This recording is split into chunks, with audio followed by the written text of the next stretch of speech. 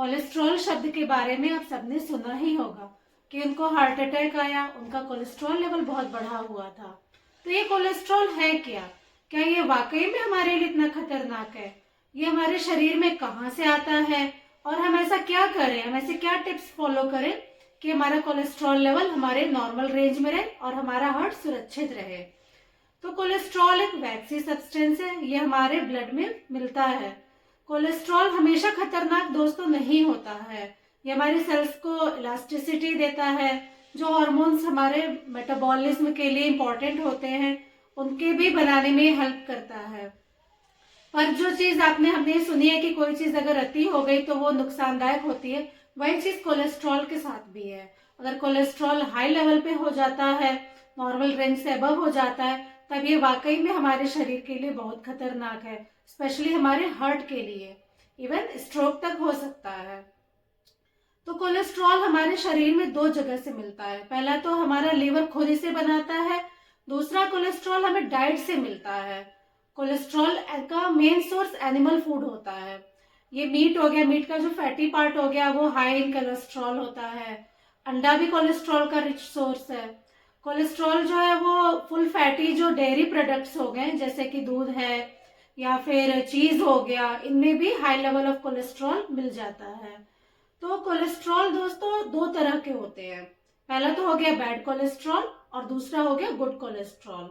ये जो bad cholesterol है, जिसे हम लो डेंसिटी लाइपोप्रोटीन कहते हैं, अगर ये हाई लेवल में हो गया तो ये हमारे हेल्थ के लिए खतरनाक है, हमें हार्ट डिजीज हो जाती है और इवन हार्ट अटैक तक हो सकता है।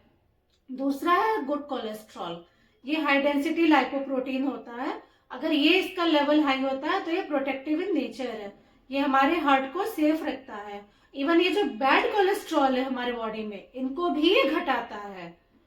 तो फ्रेंड्स, हमें ऐसा क्या करना चाहिए, कि ऐसा क्या टिप्स फॉलो करना चाहिए कि जिससे कि हमारा कोलेस्ट्रॉल लेवल है वो नॉर्मल रेंज में रहे। तो इसके लिए हमें अपने लाइफस्टाइल में कुछ ऐसे चेंजेस करने चाहिए। सबसे तो पहला है, हमें अपने डाइट का ध्यान रखना चाहिए। हमें अपने खान पान में ऐसा इस्तेमाल करना चाहिए जो लो इन कोलेस्ट्रॉल हो। जो ये सैचुरेटेड फैट्स होते हैं जो कि रूम टेम्परेचर में जम जाते घी के दशा में होते हैं, इनको हमें खाने में नहीं इस्तेमाल करना चाहिए। और ये जो ट्रांसफैट होते हैं जो कि हमें अनपैकेज्ड फूड आइटम्स हो गए या फिर डेजर्ट्स हो गए उसमें मिलते हैं, वो भी हमें नहीं लेना चाहिए। जो अनसैचुरेटेड फैट्स हैं जैसे कि हो गया कि ऑलिव ऑयल हो गया या फिर सरसों का तेल हो गया, सनफ्लावर ऑयल हो गया, हमें इन्हें as a cooking medium use करना चाहिए। ये हमारे हेल्थ के लिए फायदेमंद है।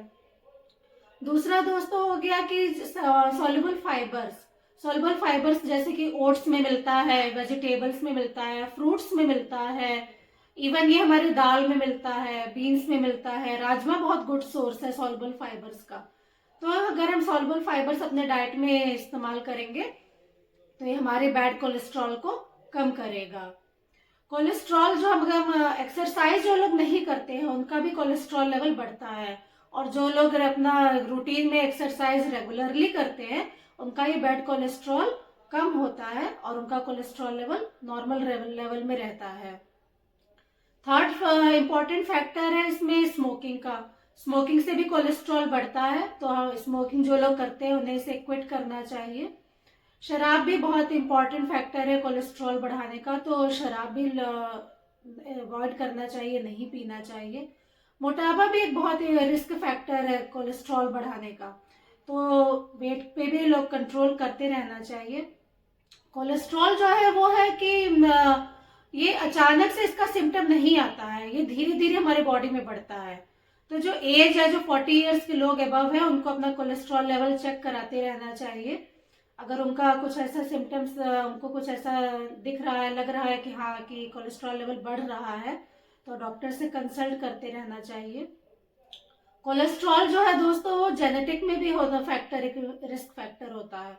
तो जो जैसे कि जिनके फैमिली हिस्ट्री है हाई कोलेस्ट्रॉल का, हार्ट डिजीज का, तो उनको भी अपना रेगुलरली कोलेस्ट्रॉल लेवल चेक कराते रहना चाहिए। तो फ्रेंड्स, अपना ध्यान रखिए और अपने हेल्थ का ध्यान रखिए, अपने हार्ट का ध्यान रखिए। ट्रांस फैट और सैचुरेटेड फैट खाना अवॉइड करिए, जंक फूड मत खाइए और हेल्दी रहिए। Thank you.